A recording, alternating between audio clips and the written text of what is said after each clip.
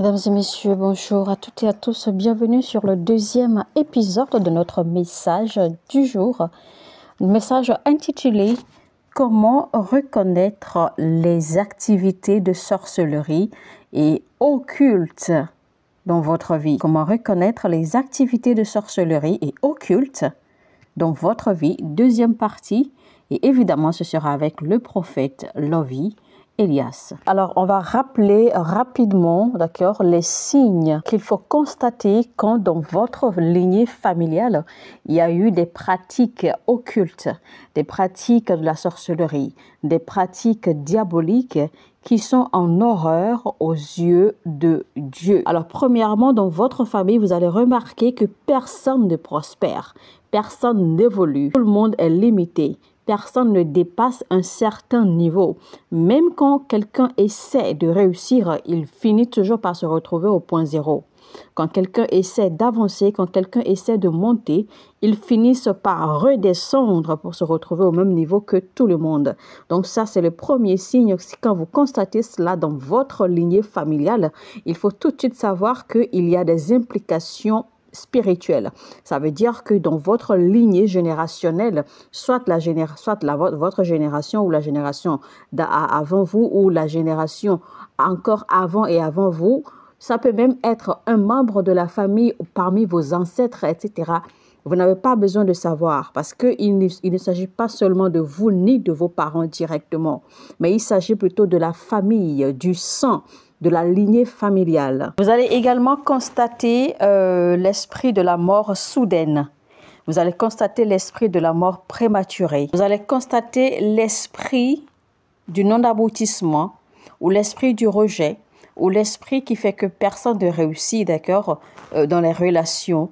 L'esprit de limitation, l'esprit de retard. Vous allez également constater l'esprit de la stérilité. La plupart des gens dans votre famille ont du mal à concevoir, ou des gens conçoivent et ils font des fausses couches, ou des gens conçoivent et ils font des morts-nés, ou les gens ne conçoivent pas du tout ou ils ont du mal à concevoir. Vous allez toujours constater de ces signes-là dans votre lignée famille. Et si c'est le cas, il faut savoir que, eh bien, il y a eu des activités diaboliques par des gens dans votre lignée familiale. Vous allez également constater l'esprit de la confusion. Les gens ont du mal à se retrouver et les gens n'ont pas de direction dans la vie. Ils ne savent pas comment s'en sortir. Ils ne savent pas où aller de gauche à droite dans leur vie. Vous constaterez également la malchance, beaucoup de malchance et d'infortune dans votre famille. Vous allez voir que beaucoup des membres de votre famille, en fait, sont souvent malchanceux ou souffrent souvent ou expérimentent souvent l'infortune. Vous constaterez également la manifestation de l'esprit de mari de nuit. L'esprit du mari de nuit qui dérange beaucoup. Alors, le dernier signe qu'il faut constater et auquel il faut faire beaucoup attention, nous allons voir cela et nous allons lire Ésaïe 60 à partir du verset 1. « Lève-toi, sois éclairé, car ta lumière arrive, et la gloire de l'Éternel se lève sur toi. Voici, les ténèbres couvrent la terre, et l'obscurité les peuples. Mais sur toi l'Éternel se lève, sur toi sa gloire apparaît. Des nations marchent à ta lumière, et des rois à la clarté de tes rayons. Porte tes yeux alentour et regarde. Tous, ils s'assemblent, ils viennent vers toi. Tes fils arrivent de loin et tes filles sont portées sur les bras. Tu tressailleras alors et tu te réjouiras. Et ton cœur bondira et se dilatera. Quand les richesses de la mer se tourneront vers toi, quand les trésors des nations viendront à toi. Alléluia. Ça parle ici de l'abondance après délivrance. Donc, si l'Éternel brise le joug, si l'Éternel brise les malédictions sur vous, le signe qui montre que vous êtes désormais hors de portée, vous êtes désormais libre des jougs et des forces et des malédictions et des emprises, des forteresses ancestrales, des forteresses familiales, des esprits et les démons maléfiques. C'est que l'abondance commence à couler dans votre vie. L'argent commence à couler. Donc le verset 5 dit « Les trésors des nations viendront à toi. » C'est donc pour dire en fait que ce qui n'allait pas dans votre vie se transforme. Ce qui travaillait contre vous, eh bien désormais travaillera en votre faveur. Ce qui était difficile pour vous, désormais vous sourit facilement. Et donc, ce qui rend prospère les autres commence à vous rendre prospère également. Et pas parce que vous savez tellement travailler, pas parce que vous êtes super intelligent et que vous travaillez dur. Il y a plutôt eu un revirement spirituel. La lumière de Dieu a jailli sur vous. Et voilà, une transformation se produit immédiatement en vous. Quand les enfants d'Israël quittaient l'Égypte, comment sont-ils partis de l'Égypte? Il a fallu que Dieu juge toutes les divinités, tous les démons de l'Égypte, parce que c'était les liens qui les retenaient. C'était les liens qui retenaient les enfants de Dieu. C'était les esprits qui les retenaient. Vous savez que le Dieu suprême de l'Égypte, dans ce temps, c'était Ra. Et ils ont fait sonner la trompette pendant 3 jours et 3 nuits. Donc, le nom du Dieu suprême de l'Égypte, le nom est Ra. Son nom, c'est Ra. Et donc, Moïse avait prouvé aux Égyptiens que leur Dieu, le Dieu Ra, n'avait aucun pouvoir. C'est pour cela, en fait, qu'il a fermé l'atmosphère. Pendant 3 jours et pendant 3 nuits, il faisait sombre sur toute l'Égypte. Toute l'Égypte était dans le noir, sauf la maison d'Israël. Et la maison d'Israël, c'était à Goshen. Maintenant, ils ont un plus petit Dieu. Et c'est leur dernier dieu. Et le nom de ce dieu-là, c'est Anubis. Et Anubis, en fait, était considéré comme le dieu de l'au-delà, le dieu de l'autre monde. Alors que c'était le dieu-là, leur dieu Anubis-là, qui arrachait la vie aux gens. Donc, c'était ce dieu qui envoyait les gens 6 pieds sous terre. Mais Dieu a utilisé Moïse pour tuer les enfants de l'Égypte avant même qu'on ne touche aux enfants d'Israël. Donc, Dieu a utilisé Moïse pour honnir leur dieu Anubis. De la même façon qu'il a dénigré le dieu Ra. Moïse avait également transformé les cours d'eau de l'Égypte en sang.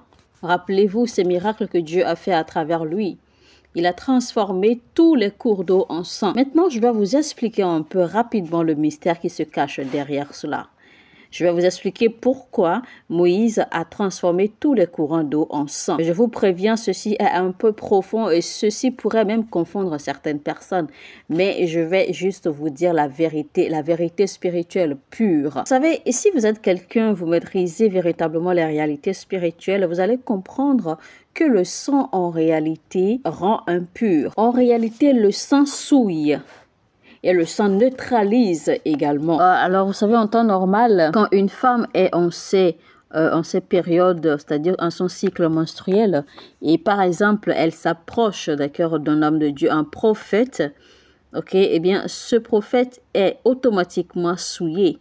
Et ce prophète devra alors passer par une période de purification de 7 jours afin d'être purifié. Et vous vous rappelez que même en Israël, quand les femmes étaient en leur cycle menstruel, eh bien, on les enlevait du milieu du peuple et on les séparait. On les séparait du peuple jusqu'à ce qu'elles finissent leur cycle menstruel. Parce qu'en fait, il est considéré que quand une femme est en train de passer par son cycle menstruel, eh bien, elle est souillée. Et donc, il ne faudrait pas qu'elle souille les choses ou bien qu'elle souille la vie autour d'elle. Donc, elle était retirée du milieu du peuple. Elle était mise à l'écart jusqu'à ce qu'elle finisse sa période de cycle menstruel et alors elle sera purifiée et elle peut rejoindre à nouveau le peuple. Et c'était pareil pour une femme qui accouchait fraîchement. Quand une femme accouche fraîchement, eh bien, elle doit d'abord passer par le processus de la purification,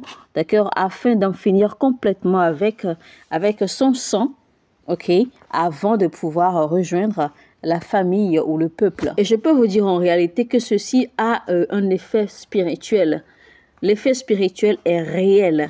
Et si la Bible en parle, c'est que c'est vrai. C'est ce que je vous dis, ce n'est que la pure vérité. Et je suis simplement en train de vous dire la simple et pure vérité de Dieu. Quand Jésus-Christ est ressuscité, Marie-Magdeleine était la première des femmes qui s'étaient rendues sur le lieu. Et elle a croisé Jésus-Christ, elle a pensé que c'était le gardien de la tombe du Christ. Elle a continué à se lamenter et elle a failli toucher le Christ. C'est alors que le Christ a crié à nouveau Marie. Et c'est là qu'elle reconnaît finalement la voix de Christ. Et c'est alors qu'elle répond Maître. Rabbi. Alors que Jésus-Christ lui dit, ne me touche pas encore parce que je ne suis pas encore monté vers le Père. Ce que vous ignorez en fait dans ce contexte ou dans cette partie, c'est que Marie-Magdeleine était, cette saison, elle était en son cycle menstruel. C'est pour cela qu'il ne fallait pas qu'elle touche Jésus-Christ. Donc Jésus-Christ savait.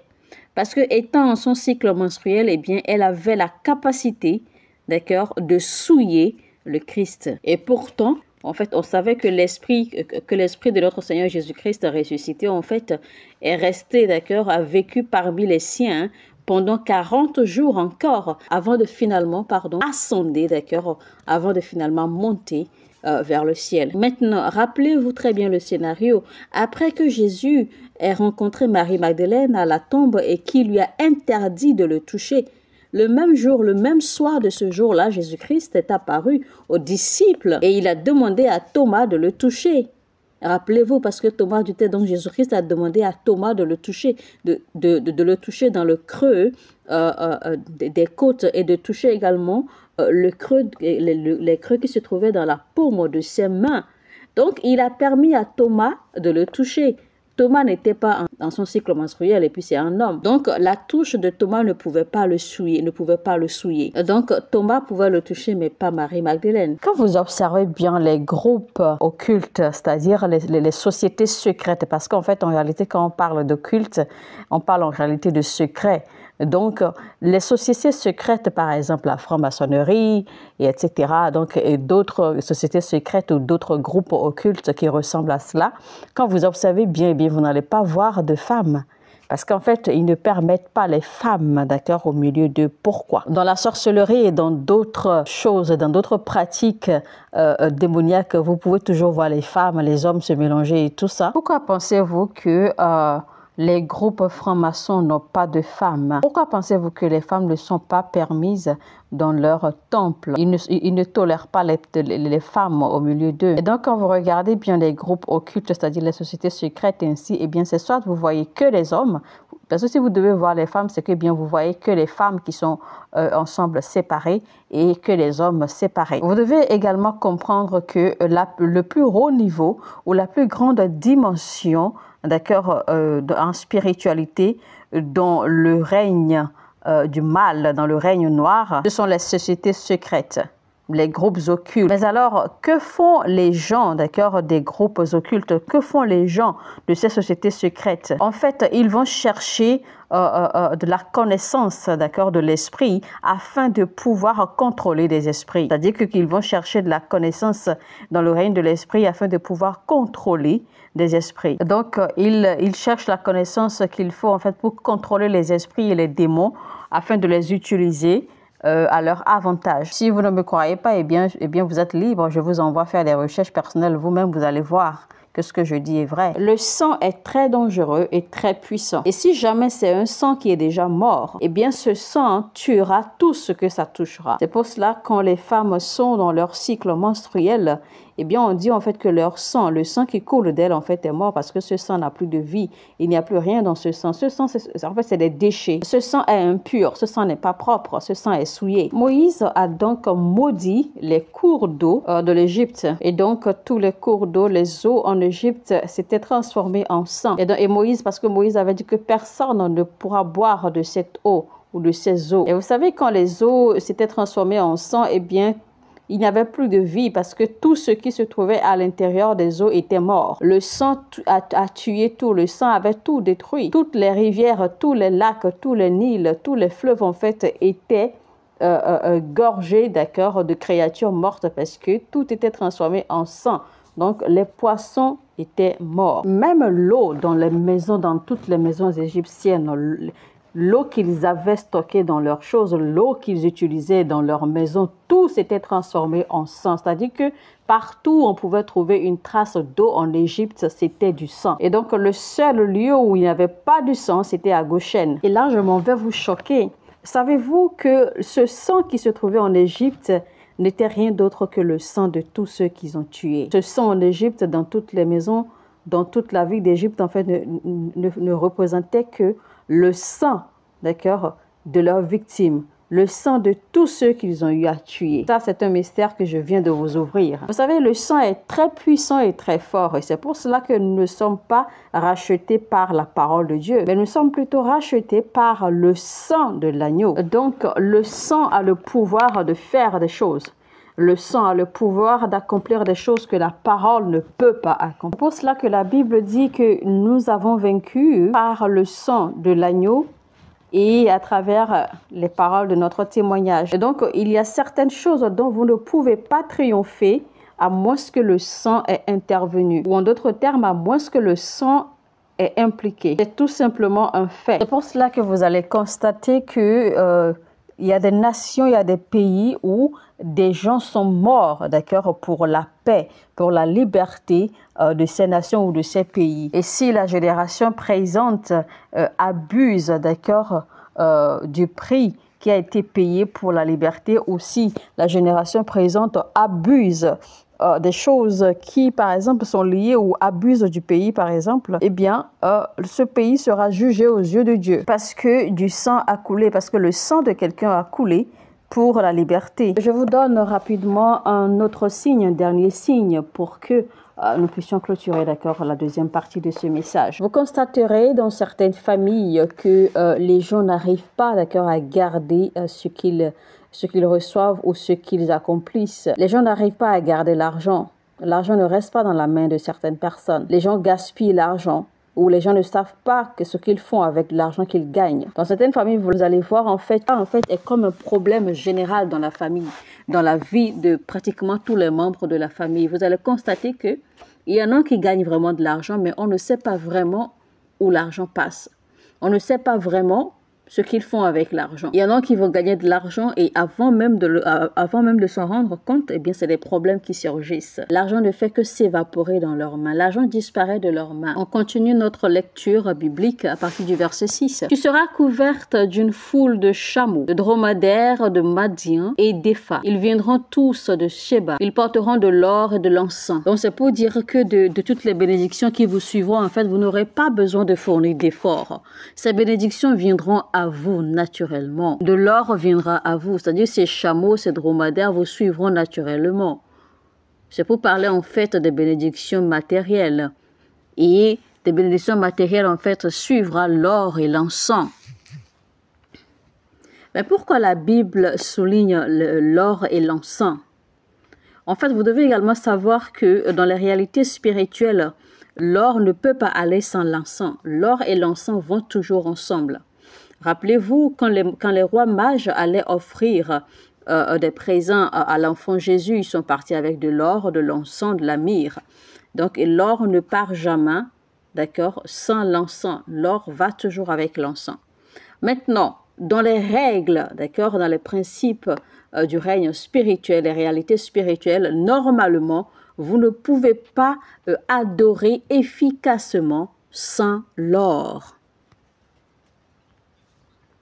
C'est un fait spirituel. Vous allez peut-être penser que je parle en l'air, mais c'est un fait spirituel. Je vous dis en réalité ce qui est. Quand les enfants d'Israël devraient quitter l'Égypte, après que finalement l'Égypte ait accepté les laisser aller, qu'est-ce que Dieu leur a dit? Dieu leur a intimé l'ordre clairement d'aller voir leurs voisins, de demander à leurs voisins de leur emprunter de l'or. Il n'a pas dit de demander à leurs voisins de leur emprunter de l'argent, non. Mais il a dit de leur emprunter de l'or. Et pourquoi Dieu n'a pas demandé autre chose que de l'or? C'est en réalité parce que l'or, d'accord, devait faire partie de leur arsenal pour adorer Dieu. Parce que l'or devait également servir, d'accord, à la construction de l'arche. Et maintenant, vous allez voir que dans leur parcours, dans leur voyage, à un moment donné, qu'est-ce que les enfants d'Israël ont fait? L'or que Dieu leur a donné, d'accord, à travers les Égyptiens, eh bien, ils ont amassé tout l'or. Et ils ont utilisé l'or pour se fabriquer un Dieu, pour se faire une image qu'ils se sont mis à adorer. Au lieu d'attendre tranquillement que Dieu les instruise de quoi faire avec l'or. Et vous voyez, c'est la même chose, c'est le même scénario qui se passe dans la vie, d'accord, de la plupart des chrétiens.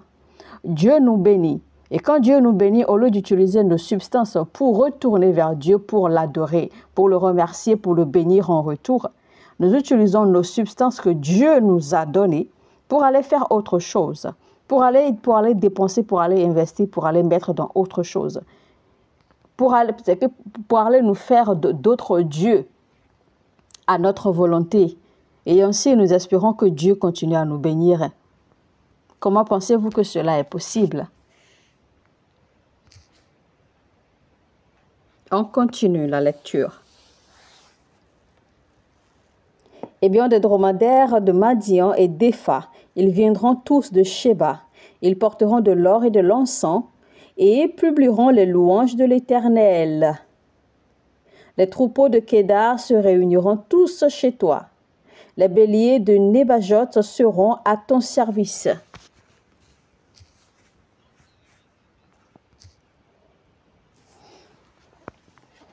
On évolue. Ils monteront sur mon autel et me seront agréables, et je glorifierai la maison de ma gloire. Qui sont ceux-là qui volent comme des nuées, comme des colombes vers leur colombier?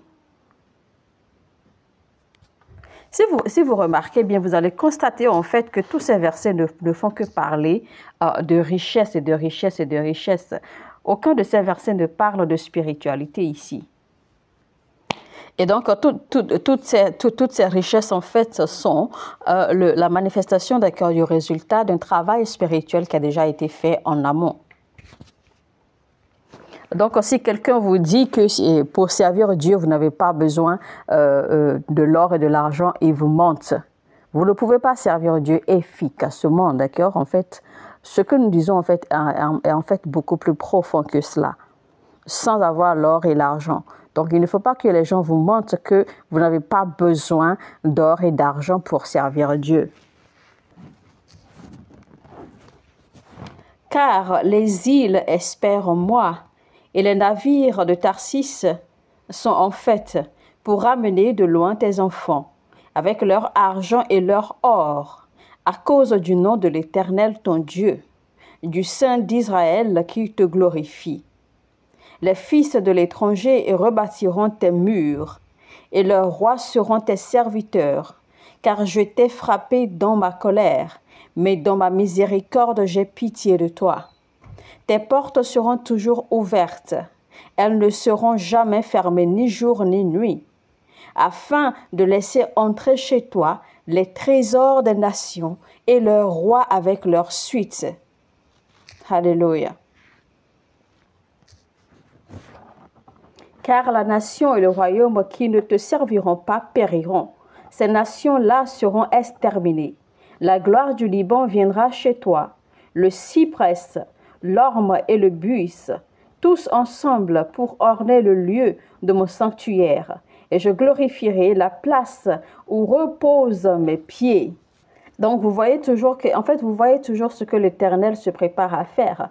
Et même tous ceux qui se lèveront contre vous, ceux-là qui ne voudront pas vous servir, l'Éternel causera leur chute. Les gens qui vous ont fait mal, les gens viendront vers vous pour vous demander pardon. Les gens viendront vers vous pour s'excuser du mal qu'ils vous ont fait.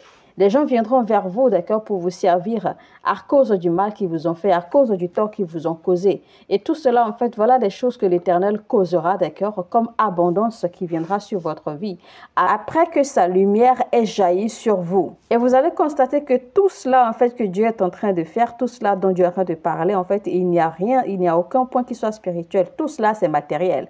Tout ça, ce sont des richesses, ce sont des bénéfices, ce sont des avantages inclus dans l'abondance qui viendra à vous une fois que la lumière de Dieu jaillit sur vous. Et les fils de tes oppresseurs viendront s'humilier devant toi, et tous ceux qui te méprisaient se prosterneront à tes pieds. Ils t'appelleront la ville de l'Éternel, Sion du Saint d'Israël. Au lieu que tu étais délaissé et haï, et que personne ne te parcourait, je ferai de toi un ornement pour toujours, un sujet de joie de génération en génération. Vous voyez déjà donc tout ce que l'Éternel veut faire ou tout ce qu'il est en train de faire, eh bien ce sera pour génération, pour des générations et des générations après vous. Ce sera afin que tous les yeux voient et que la bouche des méchants, la bouche de ceux qui vous ont méprisé, reconnaissent et retiennent et louent le Seigneur avec vous et disent que oui, véritablement, ton Dieu est un vrai Dieu. Ton Dieu est le Dieu vivant. Tu suceras le lait des nations. Tu suceras la mamelle des rois. Et tu sauras que je suis l'Éternel, ton Sauveur, ton Rédempteur, le puissant de Jacob. Au lieu de l'airain, je ferai venir de l'or. Au lieu du fer, je ferai venir de l'argent. Au lieu du bois, de l'airain. Et au lieu des pierres, du fer. Et je ferai régner sur toi la paix et dominer la justice. C'est pour vous dire en fait que l'Éternel est en train de grandir ou de faire monter, d'accord, à de niveaux plus hauts, de niveaux plus intéressants, d'accord, tous ces biens, toutes ces pierres précieuses qui ont été citées. C'est pour dire en fait ceci, que au lieu qu'il vous donne, si vous avez déjà donné de l'airain, eh bien, il va changer cela au niveau prochain, il vous donnera de l'or. Au lieu qu'il vous donne du fer, parce qu'il vous a déjà donné du fer, eh bien, il va monter au niveau prochain, il vous donnera de l'argent. Au lieu qu'il vous donne du bois, comme il a déjà fait, de l'airain, eh bien, il va monter au niveau prochain. Au lieu des pierres, il vous donnera du fer. Et enfin, il fera régner une paix totale, un calme sur vous. On n'entendra plus parler de violence dans ton pays, ni de ravages et de ruines dans ton territoire. Tu donneras à tes murs le nom de salut, et à tes portes celui de gloire. Ce ne sera plus le soleil qui te servira de lumière pendant le jour, ni la lune qui t'éclairera de sa lueur. Mais l'Éternel sera ta lumière à toujours, ton Dieu sera ta gloire. Ton soleil ne se couchera plus jamais, et ta lune ne s'obscurcira plus jamais. Car l'Éternel sera ta lumière à toujours, et les jours de ton deuil seront passés. Il n'y aura plus que des justes parmi ton peuple. Ils posséderont à toujours le pays. C'est le rejeton que j'ai planté, l'œuvre de mes mains, pour servir à ma gloire. Le plus petit deviendra un millier, et le moindre une nation puissante. Moi, l'Éternel, je hâterai ces choses en leur temps. Alléluia. Vous voyez donc ce que l'Éternel dit. Donc toutes ces choses, voici toutes ces choses qui composent l'abondance dont l'Éternel parle, qui jaillira sur vous une fois que la lumière de l'Éternel jaillit sur vous. Et l'Éternel dit également qu'il fera toutes ces choses promptement. Il les fera se manifester en vitesse. Alléluia. Et à tout cela, je crois que nous devons dire Amen. Pas que je crois, mais à tout cela, c'est de dire Amen. Amen, Amen, Amen, Amen à chaque fois. Alléluia. Donc, tous ces signes composant, toutes ces bénédictions, d'accord, en fait, composent l'abondance qui descend, qui repose sur une personne qui est finalement délivrée, d'accord, des oppressions diaboliques, des oppressions ancestrales, comme j'avais dit, comme j'avais annoncé au départ. Donc, quand la lumière de Dieu jaillit sur vous, c'est que vous êtes délivrés de toutes ces oppressions diaboliques, ancestrales, familiales, etc., etc.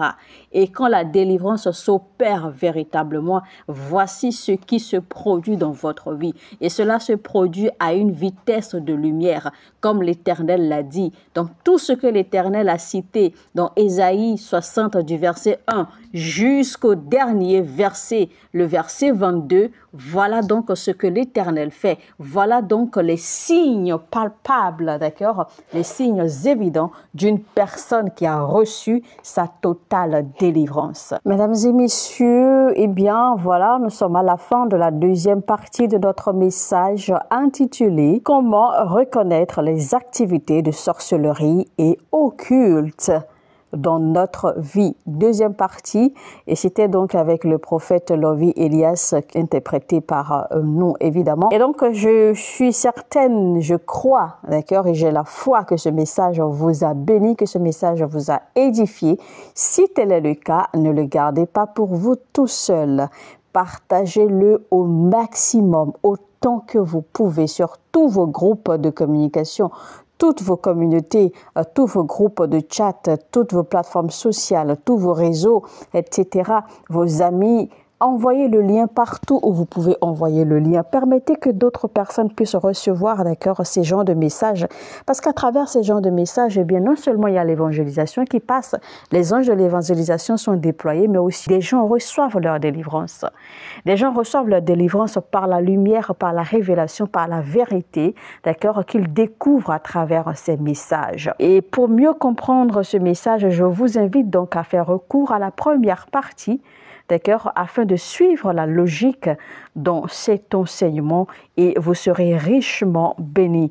N'oubliez pas aussi liker, cliquez sur le bouton j'aime, car cela permettra également à YouTube de recommander ce message à d'autres personnes, d'accord, sur le réseau YouTube. Alors après cela, si vous n'êtes pas encore abonné, abonnez-vous tout de suite et activez la cloche de notification afin de ne rater aucun de nos messages. Sur ce, je vous dis que Dieu vous bénisse. Shalom chez vous. À très bientôt.